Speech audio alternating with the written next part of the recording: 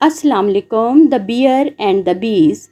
A bear came across a log where a swarm of bees had nested to make their honey.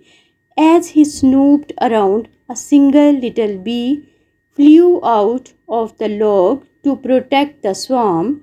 Knowing that the bear would eat all the honey, the little bee stung him sharply on the nose and flew back into the log. This flew the bear into an angry rage.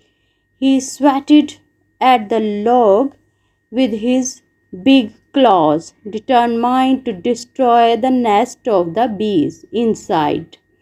The only altered the bees, and quick as a wink, the entire swarm of bees flew out of the log and began to sting the bear from head to heel.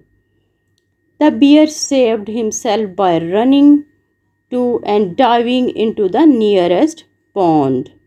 So, I hope you like this interesting story. Thank you.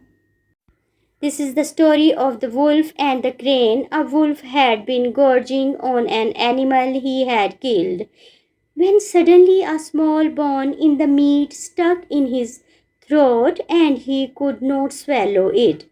He soon felt terrible pain in his throat and ran up and down, groaning and seeking for something to relieve the pain.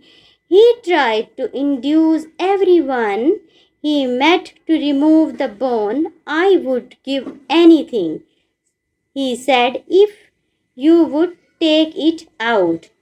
At last, a crane agreed to try and told the wolf that he opened his jaws as wide as he could. Then the crane put its long neck into the wolf's throat and with its beak loosened the bone. Till last it got it out. Will you kindly give me the reward you promised? Said the crane. The wolf grinned and showed his teeth and said, be contented. You have put your head inside a wolf's mouth and taken it out.